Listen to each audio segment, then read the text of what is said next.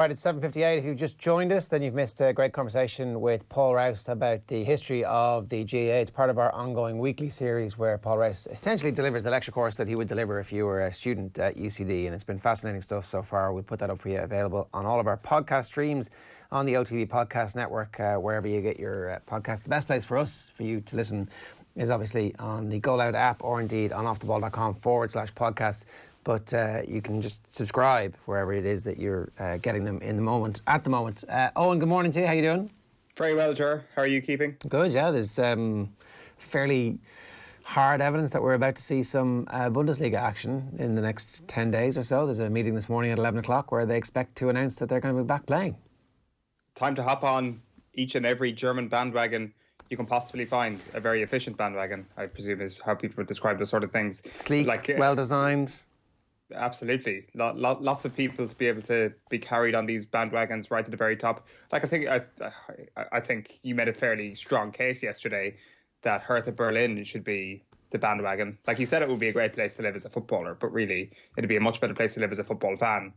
That could be that could be a great excuse to your close family, Ger, saying, I'm actually off to go support my football team. They're like, where are you off to St. Conrad's Park? No, off to Berlin for the weekend. So I think that could be the possible bandwagon that we could get on. Okay, I appreciate that bandwagon, but then Dortmund has to be the bandwagon because I've never been. So you obviously have been. Like I think once you see the yellow wall in full flow in actual glorious real life, then you presumably can't go back from that.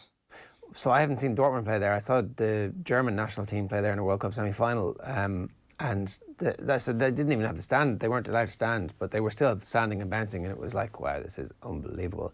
Imagine what it would be like with another 20,000 fans and everybody dressed in yellow. So when this is over, Owen, that's on my bucket list. I think a lot of people's bucket lists are going to include a lot of things when this is over. But it's a good shout. Like, I mean, it's fairly, I don't know, mainstream, isn't it? To pick a bandwagon now, just say, yeah, support Dortmund.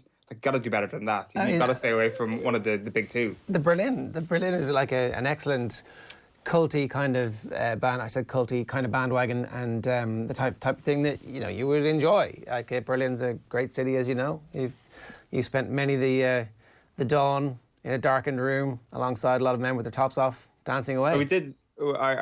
I did have tickets to go see Union Berlin at one stage when I was over there, but we realised a little bit too late that the game was kicking off at midday, which was obviously an ungodly hour for any game to kick off in such a city like Berlin. So we missed that by about 7 hours, I think. Okay. There's a couple of things we do need to talk about at the top of the show here. Obviously, we're going to be getting to Louth's Mount Rushmore. I've made the case that it was a very straightforward one. I think it is relatively straightforward. There should be no controversy today. Ronan Mullen and Dan McDonnell, we can trust them both, right? 100%. What like when you say lack of controversy, what are you thinking? Steve Staunton, Gary Kelly, Ian Hart, Rob Kearney. Job done. Yeah, that's pretty much it, isn't it? Is there anybody on the periphery there for you? Mount Rushmore fullbacks. There you go. As Emma points out. That's a good point. And who's your number 5, for example? So I don't know anything about their Gaelic football pedigree, but apparently they have some. Apparently so. I like what Paul Rouse did. He was like, I have to have seen them. So that gets you out of jail. Suddenly it's like, well, I don't need to know anything about the history. It's like, no, I just need to have seen them. That's my criteria here. I think that's fair enough. I think colour television or whatever is a fairly good a fairly good place to go in terms of your locking down criteria. But like I think what you said there is what it's going to be, isn't it? It's like I'm struggling to think of anybody who might actually crack that top 4. Somebody on YouTube says the 1957 All-Ireland winning captain Dermot O'Brien. If you're of a certain age, then obviously delivering All-Ireland glory to a county like Louth, that is something that probably deserves a place on that county's sporting Mount Rushmore. And Michael Native also on YouTube says Paul Rouse content is really excellent, thank you. Well, you can subscribe to highlights from Off the Ball for our History of Sport series. Oh, and it's not like Kerry to miss an opportunity, and I think that it's important that we bring this to a much wider audience, the widest possible audience at the moment, to bring out the old painful sores of the noughties. And you said Pat Spillane going on TV calling, did he call Tyrone or Armagh puke football? I can't even remember which one it was. that this was actually... It's Tyrone. It was one of the most famous moments in the history Who cares? of GAA punditry, but who cares? I mean, Move on. It doesn't matter. Tyrone are tomato, I guess is what you were trying to say. Yeah, they all beat Kerry in All-Ireland finals over a number of years. It was indistinguishable. That was the semi-final, but anyway, it's okay. And this seems now at what remove? So was that 03? Is that what you're saying? Is that when that would have been 2003. 2003. So here we are, 17 years later, and this still is an issue that rankles in Kerry and causes rancor. I wouldn't say that. I think Kerry people are doing the right thing, flying the flag for great, graceful football and trying to rid the world of the stain that is puke football. We have an opportunity now to reconnect with ourselves, to reconnect with our loved ones, to reconnect with great football. And a piece was our priest, I should say, was doing a webcam mass over the last couple of days where I'm sure you have the tweet there to have a dig at puke football. So this is from @Ciarach on Twitter, CIARAIOCH, a brilliant follow. That'd be Ciarach. Ciarach. Which is obviously the Irish for a Kerry person. Okay, for a Kerry person. Right. Yes. Streaming a local Padre Pio Mass for the father, and the priest has taken an opportunity during the sermon to take a dig at puke football because not even a pandemic can stop the righteous GAA begrudgery of a Kerry man. She's bang on. Righteous begrudgery. This is perfect. This is exactly what it is. Is it self-righteous begrudgery, actually? Is that more accurate, Eoin? I think you're completely missing the point here. The priest streaming the Padre Pio tribute act is actually bang on here. Thank you to Padre Pio Mass guy, because these are the stains that need to be wiped out. If there is a higher being that can help us out with puke football, then I'm on board. I will certainly be tuning into the next Padre Pio cover band to actually get my helping of anti-puke football. Because, as I say, like, we can purify our soul, whether it's doing a lunchtime workout, whether it's cooking a healthy recipe for you and your family, or whether it's coming up with ways to rid the world of puke football. You too can make a difference during this lockdown. And did Kerry manage to rid the world of puke football in that era, or did puke football actually become the dominant discourse? What I'm talking about now, this is the opportunity right now. Like, we will have the proof will be in the pudding when football comes back, I'm sure, because Padre Pio upstairs will have helped us all out to actually rid the world of puke football. Any manager who was considering playing a blanket defence, say at the end of this year, will have an awakening where Padre Pio appears in his dreams and is like, do not play puke football, play a fast brand of attacking football. And that manager will follow those orders. Look, I realise that you're suffering from delusions of self-aggrandizing grandeur here. But all joking aside, do you think actually there's going to be any manager in the country who in November, when the first game of inter-county football comes back, is like, oh, look, I'll tell you what we're going to do. You've been waiting all year to play football, and I'm sending you out to have 15 men behind the ball. I mean, I know you were joking, but, like, think about it. Follow that through. Like, surely nobody's going to be like, OK, what we're going to do here is we're going to go out and we're going to thwart, we're going to, like, stand on their toes and we're going to spit at them, essentially. I don't think any player is going to stand for that. This is actually this is a chance. This is a moment for us all to go, let us be entertained. It's You've stumbled upon the truth here, Eoin. That's it. If there's in the basketball episode of the US Office, Michael Scott won't let Kevin play basketball, and at the end of the episode, it cuts to Kevin shooting hoops, and he knocks down about 5 consecutive shots from big distance. That's what it's going to be like for a GAA at the end of this year, where you're going to have players who have been locked away in a wardrobe of blanket defence for years, coming out with the shackles off them firmly and showing the country how good they really are. Kind of like how we've seen someone like Shane Wallace, for example, when we got a little bit of a glimpse of the league at the start of this year, just going to a whole new level. That this is going to be the consequence of this. Like, I'm personally thanking Padre Pio for this. You're thanking the lockdown for this. But it would be astonishing if they're like, right, we have been locked away for so long. Time to just get bodies behind the ball, pass the ball off, take the easy pass, and make sure to just to track back, and I don't care what else you do. That will kind of defeat the whole purpose. I think sport will certainly be an exercise of joy more than anything else when we come back. It better be, because there will be no forgiveness for it, or otherwise. John Gorman says Des Smith, European Tour winner, should be on the Mount Rushmore from Louth. Robbie Morton, hey Robbie, how you doing? Says replace the last on your list with Joe Martin on and off the pitch, a Dundalk hero. Joey Donnelly says Tom McConville, Barry Keogh, Staunton, Frank Lynch. If some other nonsense has to be thrown a bone, I don't know which bit is the nonsense. And so it is Staunton, Gary Kelly, Stephen White and Rob Kearney. Is that Stephen White? Is that the Stephen White who put Kildare to the sword, or was there a previous generation? Maybe somebody out there who knows and is watching this morning a bit more about Louth football can get in touch and tell us that. 087 180 180 is the number to WhatsApp us with any of your content this morning that you'd like to talk to us about, or any of our content indeed. Should we talk about one last thing, normal people? I see normal people being referred to casually in the London Times this morning as like in a kind of what the world's sporting coaches are doing piece, while normal people are watching normal people, was the line. And you're like, this has permeated the global culture like no other piece of Irish pop culture has ever that I can remember in such a short space of time. Like 6 weeks ago, did people know what normal people was? Really? I mean, they knew it was a book, but did most people know it was a book?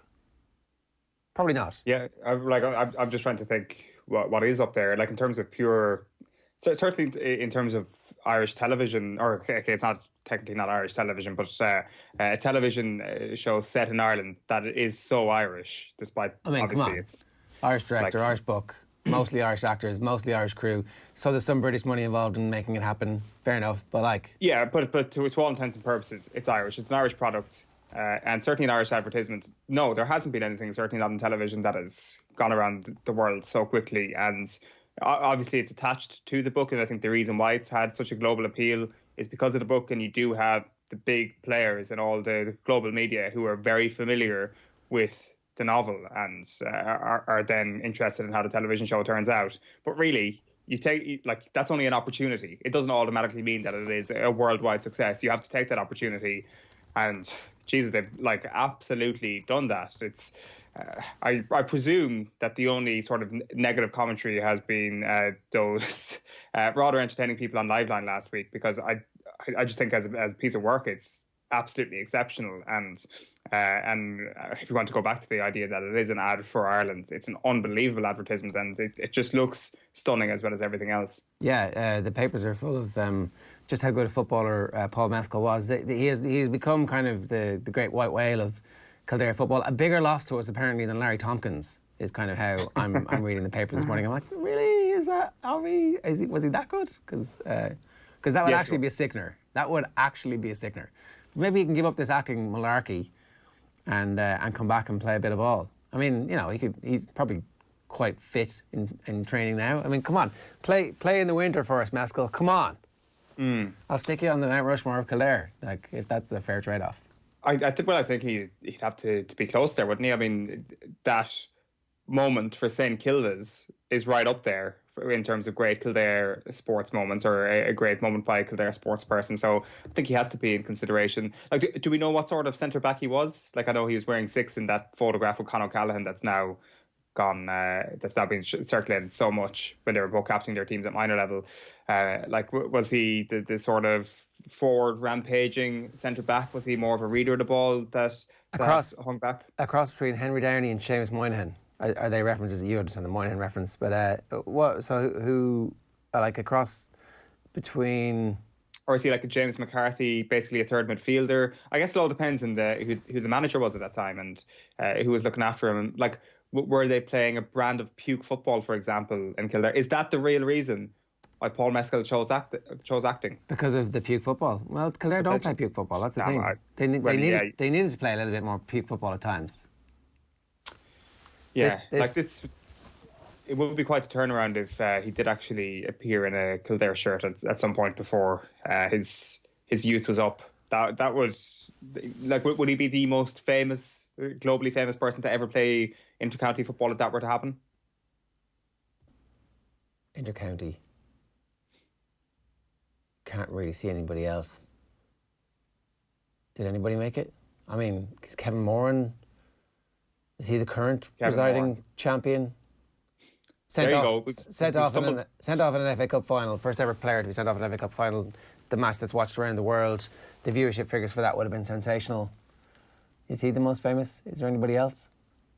Yeah, we've stumbled upon this question now. Like, of course, when you talk about people who picked up random pieces of Gaelic games. Like it's someone like Bowden Barrett, the person that comes to mind, or if you want to just suggest that Muhammad Ali held a hurl for that 5 seconds or however long it was. But for actual intercounty player, yeah, I think you're right. It's hard to think of anyone beyond Mourne. I'm sure people at home will let us know, but like that's a good question. But Paul Mescal, the crown is there for you if you want it. Jack Grealish's dad always said that his summers spent playing Gaelic football turned him into a much better soccer player. It gave him the ability to ride tackles and also to take the kind of shit that you were going to get if you were Jack Grealish. So, never actually played inter-county, unless he played inter-county at like that level for Warwickshire or whatever part of those shires that English geography is always very confusing. It's like, how can you tell what part of England it is? Let's move on before I expose any more of my ignorance. 14 minutes past 8 here this morning on Wednesday, the 6th of May. Raising a nation's spirits apparently won't be enough to convince Premier League club doctors about a return to play. Who knew? They're seeking answers from the Premier League regarding the safety of their players. Clubs are due to vote on the league's Project Restart early next week. The British government medical specialists are scheduled to brief players and managers on Monday, but club doctors have raised 10 areas of concern surrounding a return to play. We'll get into that a little bit later on. Hopes for a Bundesliga return, though, could get a huge boost today. Chancellor Angela Merkel is to discuss safety protocols with the premiers of each of Germany's regions. Should they reach an agreement, the German Football League will rubber stamp a return tomorrow, and it's hoped the top two divisions can be back on the pitch within a fortnight. Football's coming home. In golf, Padraig Harrington has let slip that Luke Donald is one of his Ryder Cup vice-captains. Harrington is due to lead Europe in defence of the trophy at Whistling Straits in September. Harrington also said that he won't have 12 captains' picks for his team and will actually have between 4 and 5. So they're obviously putting contingency plans in place for the fact that not much golf will be played before then. The three-time major winner feels a behind-closed-door event would be better than no event at all. In tennis, over €5.5 million has been raised so far for tour players most in need. The WTA and ATP tours, along with all 4 Grand Slams and the ITF, have created a player relief fund. Professional tennis has been suspended until mid-July, and the fund will help players whose income has dried up as a result. Here's what's coming up on the show for you this morning before we get into the papers. I'm going to talk the return or potential return of Premier League football. Going to mention horse racing around about 8:50 this morning. Our OTB Culture Hall of Fame is about Gangs of London, and the star of Gangs of London is actually with us this morning. His name is Joe Cole, not the footballer. And then Mount Rushmore today is Louth. Dan McDonnell and Ronan Mullen bringing us a completely controversy-free half hour of investigation into what's going on with the history of Louth football and who you would put on their sporting Mount Rushmore. If you want to get involved, 087 9 180 180 is the number. Time for the papers. OTB AM. We start as ever with offtheball.com, and great stories from John Myler's time as the assistant manager to Jurgen Klopp. It was a charity auction that his son David bought for him, and then in the aftermath of winning the Champions League, Myler's there because obviously he's best mates with Jordan Henderson, and his dad is there, and Klopp is asking him, Myler's there, and Klopp is asking him how his dad was, because they'd actually had met at a charity thing, which kind of, it just goes to show the humanity of Jurgen Klopp is not fake. It's a real thing. And then some other stuff there. We used to blank each other, Ken Doherty, on Up and Down Friendship with Ronnie O'Sullivan. The Last Dance, watch Key Bulls NBA Finals games in full. So those matches that are being referred to in The Last Dance are now available to watch. And Aaron Rodgers is still an elite quarterback. That's the stories that we have for you on the homepage. And also Paul Rouse's history lesson last night. It's an extraordinary phenomenon, talking about the GAA, and says it's unique in the entire world. Great stuff on the website for you at the moment, for you to spend a bit of time with. Where are we off to next, Owen? The Irish Independent. Ger leads with Lavery slams HRI over inaction on racing return. Trainer says key stakeholders still in dark as governing body's deafening silence causes chaos. So this is leading trainer Sheila Lavery, who has led into the HRI chiefs for their deafening silence around the return of Irish racing. You've also got Jason Burt writing this morning that Premier League players will face heart/lung tests ahead of restart. So this is going to be part of how the Premier League are going to carry out assessments on their players before their proposed return to play. You've got a photograph there from the Bayern Munich training ground as well. 9 days to go as Germany gets the green light. Rolling rock steady on road to Dublin, scoring immortality, writes Conor McKeown on Dean Rock. There's a piece on Nevin Spence as well, gone but never forgotten. And Dan McDonnell, Waterford decision highlights dangers of waiting game. The Irish Times this morning, and there it is, daily screening of players, part of return protocols. That is Jerry Thornley's story. World Rugby says masks and gloves at training not deemed essential. IRFU could face loss of revenue exceeding €10 million, and games without supporters could involve 167 people. World Rugby. So again, rugby beginning to grapple with what training might look like, what matches might look like, what in terms of people at the games, and how you would somehow conduct matches in a safe environment. And that's the main stories in the Irish Times sports section this morning. The Irish Examiner then leads with John Fogarty's piece that the GAA chief warns insurance could delay return to action. So he's spoken to a few people from provincial councils, and Munster chairman Liam Lenihan has raised concerns about insurance and how that could be a huge barrier that perhaps people aren't considering at the moment in terms of getting games back up and running. Basketball, meanwhile, is playing it safe with November League restart, and Ida managing the transition from goal machine to trivia king. He's doing pretty well on the Zoom quizzes, Adam Ida, it turns out. And catastrophic outlook for English rugby raises Irish concerns. Right, Simon Lewis, I think you mentioned it there in the Irish Times, a sport that depends so much on a fairly compact part of the calendar when it comes to television rights and people through the turnstiles at Test rugby.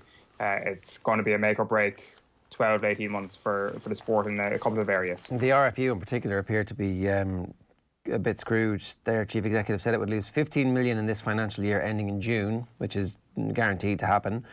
If the scheduled autumn internationals went ahead with crowds, it would still lose 32 million. Playing at Twickenham behind closed doors would see losses of 85 million sterling, rising to 107 million if those games were cancelled.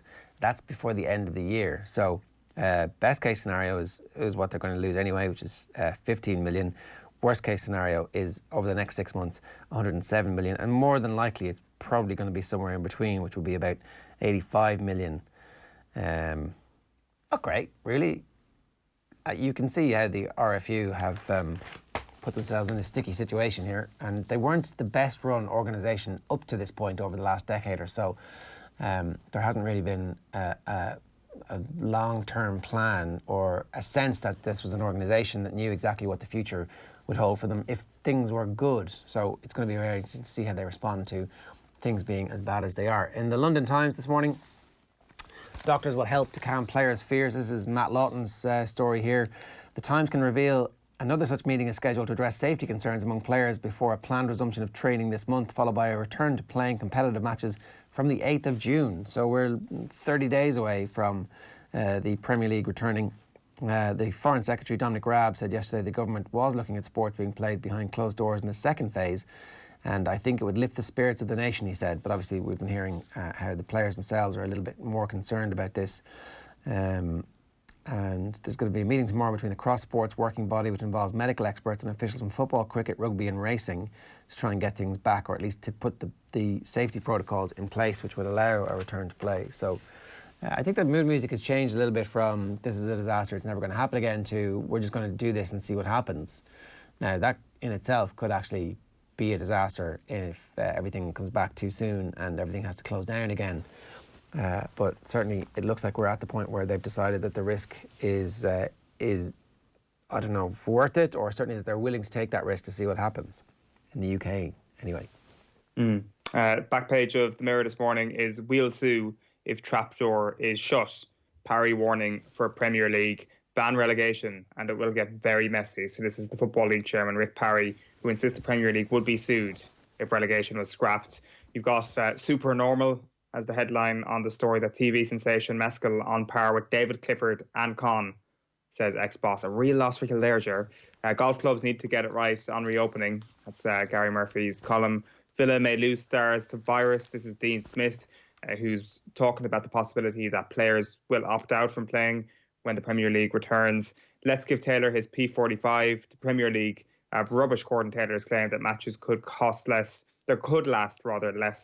than 90 minutes when football returns. And Six Nations in telly sell-off. Some Six Nations games will be sold to pay TV to cover financial losses from the COVID-19 shutdown. That's according to the RFU chief executive, Bill Sweeney. So am I doing the Mail next? Is that what did you just do the Mirror there? Yeah, so that is the Mirror. 2 billion black hole top 3 sports face catastrophic losses if season is total write-off. That's in the UK. And Collie Pope takes the lead. It's one of the cricketers out training with his dog. A new blow to Project Restart at clubs delay training. So there's a mix there really of different angles from the different papers this morning. Some explaining that this is likely to happen, and then others saying that there's no chance of this happening because the players don't actually want it to happen just yet. And then ready to play is the picture of David Clifford on the back of the Irish Mail. Clifford backs games behind closed doors. I think if it's safe to play, if we've reached a point where that's been established, that there's some kind of herd immunity has been established, I mean, we would need hundreds of thousands of people to be tested to reach that point where people are suggesting we've got there. Is that possible by November? Is it? I don't know. I mean, a lot can happen between, what are we at, the 6th of May, between now and November. A lot can happen, right? For us to have inter-county games in a 2020 championship season that starts in November and finishes in February. Like it'll probably still come down to attitude, will it? It'll still be a situation of actually wondering if the supposed risk is actually small enough, and that, as you mentioned, that the herd immunity will have built up enough. Like, what is enough of a herd immunity? How many people need to get infected? Like, you can look at it a number of different ways, and a number of governments are looking at it in different ways. Some are being far more cautious than others. I wonder, is it going to be a situation that the mood music here has suggested caution, and that has been how this country has proceeded over the last couple of months. So if there is a tight rope decision or something with a fairly thin division between yes, let's go for it or let's not, you suspect that things actually might rest on the no, let's not go for it. But then again, you do have the whole economic impact of everything going down the toilet, which is already happening, obviously. What's next? Next for me is the Irish Daily Star. Balls in your court. Champ clubs threaten legal action if promotion is binned. TV star was no normal player. Connacht Council President Jerry McGovern has issued a warning. He has doubled down on his no-nonsense comment on COVID-19. He insists the GAA won't die for a game of football, but could cause death by playing one, and return to play could harm. Owen here, he fears there could be consequences if League of Ireland football makes an early return to action. So it was the former Kildare minor boss Brendan Hackett who says that he could have been as good as Glenn Ryan. He won a Leinster minor in 2013, captained them to the final in 2014 under Hackett, and then lined out in provincial under-21 finals in 2015 and 2016. This is a golden generation of Kildare football, and he's obviously, according to the hype now, the best of the lot. There is no question in my mind that he could have been a current county footballer, absolutely no question about it. He had the ability and the personality to be very successful as a county footballer. His real desire was to get into the Lear Academy, and that's a really competitive course with a lot of people applying for it. I believe it's as much about the interview process going for that as the points you have, and they were clearly taken by him. A confidence coupled with a humility, and the other thing I would say is that I always felt there was a strong ambition in him, so, you know, that's exactly what we needed. I think he emigrated for a while as well, didn't he? He after getting into the Lear Academy, I think he spent a year in Amsterdam. You've obviously been doing some reading. Yeah, anything else? Any other little tidbits of Paul Mescal stalking that you've done over the last couple of weeks? No, I'm just saying that you don't even need to be a world famous actor to actually leave Kildare football. Like literally anything is better is what I'm trying to say. A broken jaw while on GAA duty convinced Mescal to quit the sport, though he since made a dramatic, albeit brief, return on our TV screens. There you go. So it was the broken jaw, I think, more than any of your bullshit on that was actually at the root of that. But you know, that's what research gets you. Facts. What's next? You're going to the Sun next, sure. The Sun next is here we go. Oh yeah, all right, I get you now. Premier League chiefs waiting on Merkel. Okay, this is all eyes on Angela, and that's a picture of Bayern Munich's Thomas Müller in training with Manuel Neuer. So as I said, they should be filming those training games. We'd all be watching. Lanzini, it's madness. West Ham star Manuel Lanzini says it will be madness for the Premier League to return before there was a vaccine against COVID-19. There might not be a vaccine, Manuel, that's the thing. There might never be a vaccine. So they need to come up with some alternative plans so that you can play football and continue to get paid for playing football in EFL 3 up or it's court. So that's lower tier football not having any of this. No, the last season didn't happen. Liverpool can be champions, but the Premier League teams are going to stay in the Premier League, and we'll start that season all again. And the EFL are saying no to that. Would they not just expand the Premier League for one season and have 6 relegated the next year? Wouldn't that be mad and brilliant? I'd say it's probably an option that has to be on the table at this point, definitely, or at least a 22-team Premier League season, make up a couple of the games next year. Definitely would be an option if they don't get the season played off, I would have thought. The Guardian this morning, the shape of things to come, they ask, no close talk, spitting or nose blowing as South Korea's K-League gets set for Friday, kick off the baseball already underway in Korea. Parachute payments are evil, Parry called for wage cap as he issues Premier League warning. And cricket faces £380 million loss if season is void, says ECB chief. The Herald this morning is... Dunn drew on entire reserve of very being. So this is they're continuing Dublin's greatest sporting occasions. Number 3 on Eamon Carr's list is Dunn versus Cordoba in 2009. So this is the weekend that Liverpool beat Man United and Ireland did the Grand Slam, and Bernard Dunn was crowned world champion, world WBA super bantamweight, and this was at the O2. I think it was the last fight at the Point. Was it not the Point? They're saying it was the O2, but I actually think, well, maybe I'm wrong with that, but maybe Poonsuat was the last one. It was an orgy of violence that captivated the nation. After 32 minutes and 57 seconds of furious toe-to-toe action, Bernard Dunn was hailed the new WBA super bantamweight champion of the world. This is a fight that you should go back and watch if you haven't seen it, because Dunn has to climb up from the canvas twice before coming back to win it, and was an absolute wreck afterwards. Like, left absolutely everything out there to become world champion in front of a home crowd. And when you think about how far we are away now from being able to enjoy nights like that for the entire sport, like it feels like it's kind of from a completely different era, and it's 11 years ago. But like, what a sensational fight! Like, Bernard Dunn was one of those fighters that was marked for superstardom from very early on, and this was him finally fulfilling his potential on an amazing sporting weekend. Like, Ron O'Gara had just had the Mankiel spiral that drop-kicked Ireland to Grand Slam for the first time in 6 decades. And then that evening, it's like, yeah, I'm going to go and win a world title. A sensational thing to happen, and I can see why Eamon Carr puts it number 3 on his list. The Irish news this morning is where I'm finishing up. Harrington not giving up on Ryder Cup.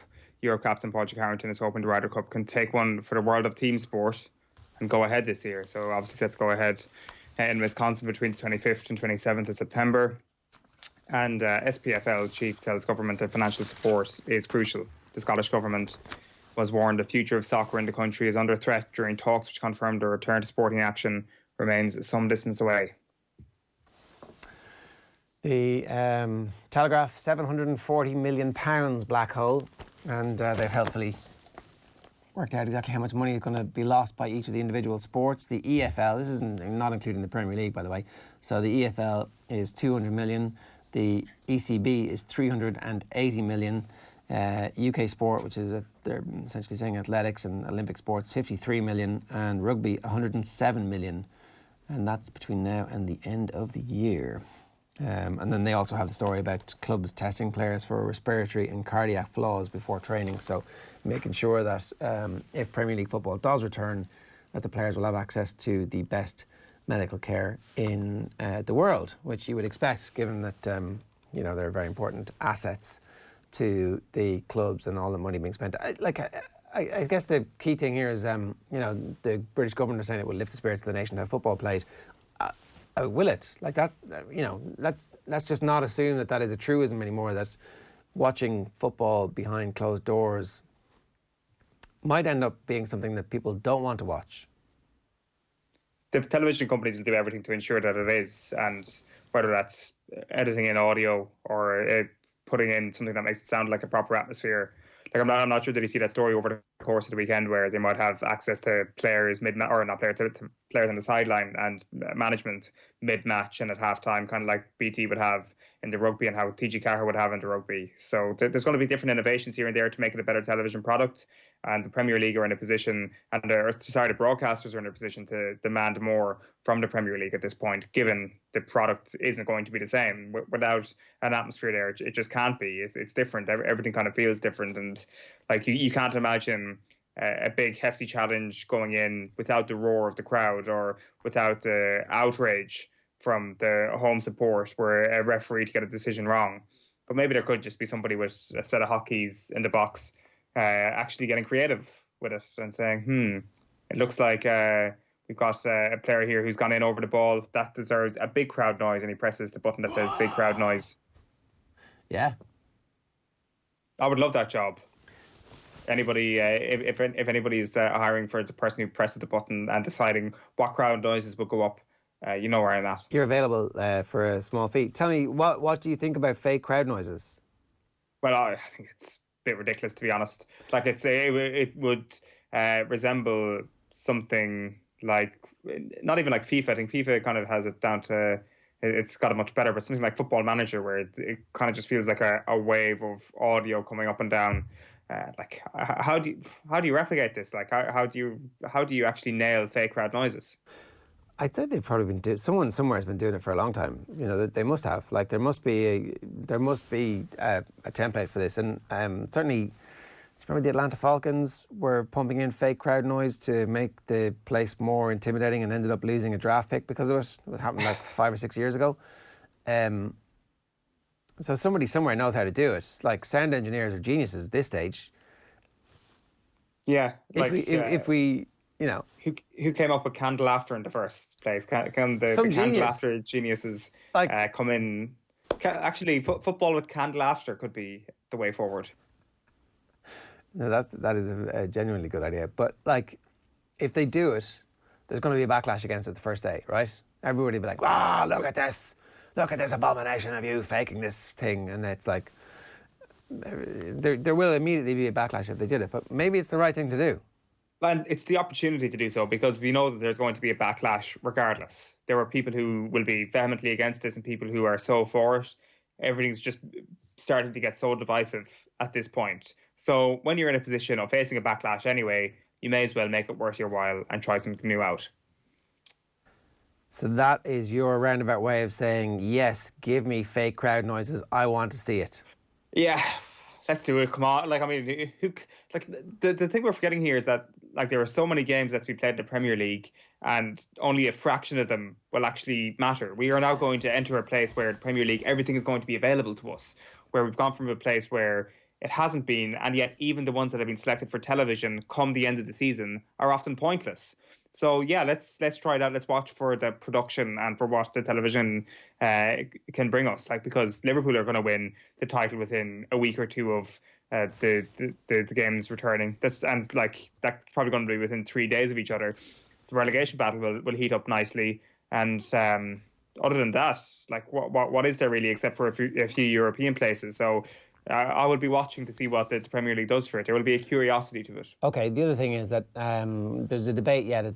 So Gavin Cummins got a number about what World Rugby are going to let in. It seems a bit smaller than what the Premier League have been talking about, something what the German Football Federation have been talking about in terms of the amount of players, people you need to be able to get to a game, because perhaps they were including media. If there are commentators in the ground and the ground is empty,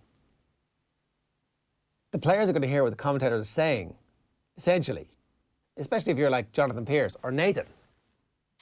The Liverpool players, when they win the Premier League title, the first thing they will hear is Nathan Murphy's monologue when they win, which is actually a remarkable moment for Nathan. Like, I mean, our commentators definitely going to be let in. I presume they are. I'm not sure. I mean, they might be forced to do it off tube. If people are unfamiliar with off tube, they sit in a room. What's that, Ger? It's what it's what a lot of the Rugby World Cup, say, for example, a lot of the commentators weren't actually at the matches that you would have seen. You would have seen this in a lot of different places where people sit in a room the crowd noise gets pumped into their live. The actual real crowd noise gets pumped into their ears, and they watch TV and they broadcast. They commentate and analyse off the TV. I expect that will happen for the Premier League in a way that makes a whole heap of sense, right? But what if there's like one commentator who's allowed in and that's the world feed and everybody has to take that? So Jonathan Pearce is there screaming, absolutely screaming at matches. And like Jurgen Klopp is looking up and going... Just put him behind some sort of soundproof glass, which can also double as a coronavirus container, where you can't transmit anything and you can't actually transmit any sound either to people within the stadium. It's a win-win. Like 167, I think, is the number placed on the rugby story, isn't it? Of people that will need to be in a stadium to get things underway and to get an event done. So that'd be the teams and the squads and the broadcasters and the staff. That seems relatively achievable in the size of a stadium. Can you socially distance with 167 people? Well, obviously not, because the players are going to have to play a full contact match. So maybe it doesn't actually matter all that much in terms of the rest of the players. But that's the number that's been put on us this morning. But so many great television opportunities. Just if it comes, we'll have to see what Germany do next week. They could potentially get the ball rolling in terms of innovation in football that we will see this summer. Maybe they'll allow a certain amount of socially distanced fans into the actual matches to create some noise through loud hailers or something. I don't know, but it is interesting what the staging of these games is actually going to look like, and what we want from them as well. So here we are, 8:39 this morning on OTB AM.